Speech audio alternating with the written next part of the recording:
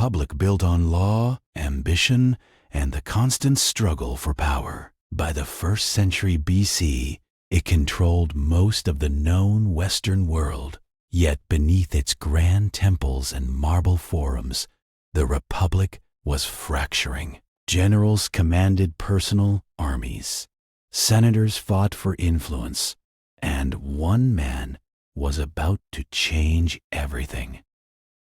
Gaius Julius Caesar was born in 100 BC into a patrician family with ancient roots but limited wealth.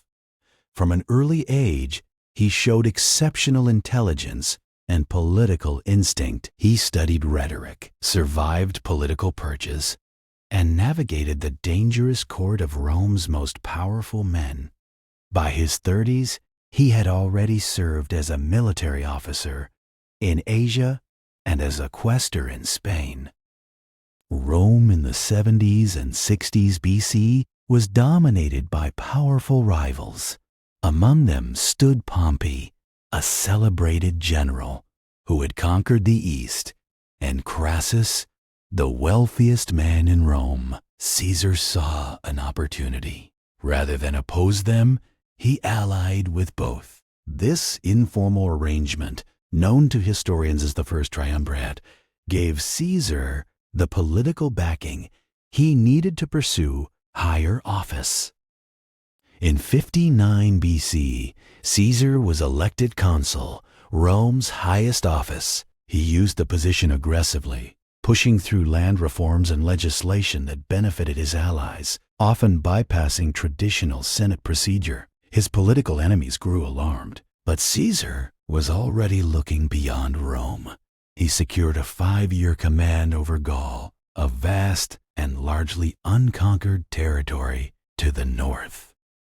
From 58 to 50 BC, Caesar waged war across Gaul, modern-day France, Belgium, and parts of Germany and Switzerland. Campaign after campaign, he defeated Gallic tribes, absorbed new territories, and built a fiercely loyal professional army. He crossed into Britain twice. He suppressed major revolts. His greatest test came in 52 BC at the Battle of Alesia, where he defeated the Gallic chieftain Vercingetorix in a siege that would become a model of Roman military engineering. The Gallic Wars made Caesar famous, wealthy, and powerful beyond measure. He sent detailed written accounts of his campaigns back to Rome, the Commentarii de Bello Gallico, which were read aloud in public and shaped his image as a heroic commander. Back in the capital, his popularity with ordinary citizens soared, but his growing power deeply worried the Senate and his former ally Pompey. By 50 BC, the political situation in Rome had become critical. The Senate, led by Caesar's enemies and backed by Pompey, demanded that Caesar disband his armies and return to Rome as a private citizen. Doing so would leave him exposed to prosecution and political destruction. Caesar saw the ultimatum clearly: surrender power or fight for survival. On the night of January 10th, 49 BC, Caesar stood at the banks of the Rubicon, a small river that marked the legal boundary of Roman Italy. No Roman general was permitted to cross it with armed troops. To do so was an act of war against the state. Caesar crossed. With a single step, he ignited a civil conflict that would reshape the ancient world. Caesar's advance was swift and almost bloodless. Town after town opened its gates. Pompey, caught unprepared, fled Rome and then Italy altogether, sailing east to Greece with much of the Senate. Caesar entered Rome without a battle. He did not sack the city. He did not execute his enemies. Instead, he projected clemency, a calculated act of political mercy designed to win over the population. The civil conflict was not over. Caesar pursued Pompey to Greece. where the two armies met at the Battle of Pharsalus in 48 BC. Despite being outnumbered, Caesar's veteran legions routed Pompey's forces. Pompey fled again, this time to Egypt, hoping for refuge. He would not find it. On his arrival, he was killed by agents of the Egyptian court, who hoped to curry favor with the victorious Caesar. Caesar arrived in Egypt to find Pompey already dead. He was presented with his rival's head, a gift that reportedly moved him to grief rather than triumph. Egypt was itself in the middle of a dynastic crisis. The young Queen Cleopatra had been driven from power by her brother's faction. She famously arranged to meet Caesar in secret, and within days the two had formed both a political and personal alliance. Caesar spent several months in Egypt, helping Cleopatra secure the throne. He then moved east, defeating the king of Pontus so swiftly that he reportedly summarized the campaign in 3 words: Veni, Vidi, Vici. I came, I saw, I conquered. He returned to Rome in 46 BC to celebrate 4 consecutive triumphs for Gaul, Egypt, Pontus, and Africa, an unprecedented display of military achievement. Back in Rome, Caesar moved quickly to consolidate power. He was appointed dictator, first for 10 years, then for life. He reformed the calendar, reorganized the provinces, initiated massive building projects, and extended Roman citizenship to more people across the empire. His reforms were practical and often effective, but they were enacted by one man, bypassing the Senate, bypassing the Republic's traditional balance of power. Among those watching Caesar's rise with growing unease were Marcus Brutus and Gaius Cassius. Brutus was a respected senator and a man Caesar personally trusted. He had even pardoned him after Pharsalus, where Brutus had fought on Pompey's side. Cassius was a sharp tactician with deep resentment of one-man rule. Together, they began organizing a conspiracy. They called themselves the Liberatores, the liberators of the Republic.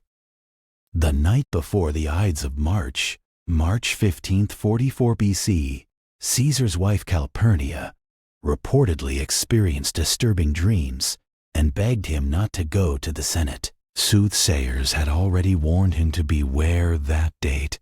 Caesar hesitated but was persuaded by one of the conspirators to attend, told that the Senate planned to offer him the crown of the Keystern territories. On the Ides of March, 44 BC, Julius Caesar entered the theater of Pompey, where the Senate was meeting. The conspirators, more than 20 senators, had hidden blades beneath their togas. One approached Caesar with a petition. As Caesar turned to respond, the first blow landed. The others followed. Caesar was struck 23 times. He fell at the base of a statue of Pompey. The conspirators had expected the people of Rome to celebrate their act as the restoration of the Republic. Instead, the city fell into shock and confusion. Caesar's body was carried through the streets. Mark Antony, Caesar's loyal general and fellow consul, seized the moment. At Caesar's public funeral, he delivered a speech that turned popular opinion against the conspirators. Within days, they had fled Rome. Caesar had left a will. In it, he named his 18-year-old great-nephew Octavian as his primary heir and adopted son. Octavian traveled to Rome, claimed his inheritance, and entered the political arena with quiet determination. He was young and underestimated, a mistake his rivals would come to regret. The years following Caesar's death brought renewed civil conflict. Mark Antony, Octavian, and a general named Lepidus formed the Second Triumvirate and defeated the forces of Brutus and Cassius at the Battle of Philippi in 42 BC. Both conspirators died, Cassius by his own hand, believing the engagement lost, and Brutus shortly after. The liberators had failed. The triumvirate did not hold. Antony moved east, renewed his alliance with Cleopatra, and effectively ruled Rome's eastern provinces from Alexandria. Octavian controlled west. Tensions grew. Octavian declared conflict, not against Antony directly, but against Cleopatra, framing it as a defense of Rome against a foreign queen. The final confrontation came at the Battle of Actium in 31 BC, a naval engagement off the coast of Greece. Octavian's Admiral Agrippa defeated the combined fleet of Antony and Cleopatra. Both fled to Egypt within a year, faced with Octavian's advancing army and abandoned by their forces. Antony and Cleopatra both took their own lives. Egypt became a Roman province.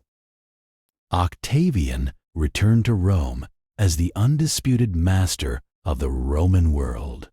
In 27 BC, the Senate granted him the title Augustus, the revered one. He carefully preserved the outward forms of the Republic. The Senate still met. Elections still took place, but real power rested with him alone. The Roman Republic was over. The Roman Empire had begun. Caesar's legacy had transformed the world. Julius Caesar ruled for less than 5 years as dictator, yet the reverberations of his life lasted for centuries. His name became a title, Caesar, used by Roman emperors, German Kaisers, and Russian Tsars alike. He reformed the calendar we still use today. He wrote histories that are still read in universities. And he demonstrated, for better or worse, that one person with enough ambition, skill, and timing could bend an entire civilization to their will. History does not offer simple verdicts on Caesar. To his supporters, he was a reformer who modernized a corrupt and dysfunctional state. To his opponents, he was a tyrant who destroyed a 600-year-old republic in pursuit of personal power. Both accounts contain truth. What is certain is this: Julius Caesar remains one of the most consequential individuals in the history of human civilization. And that's it. Thank you for watching. The next story is waiting for you right here. Subscribe so you're always the first to know. Thanks for being part of this story. See you in the next one.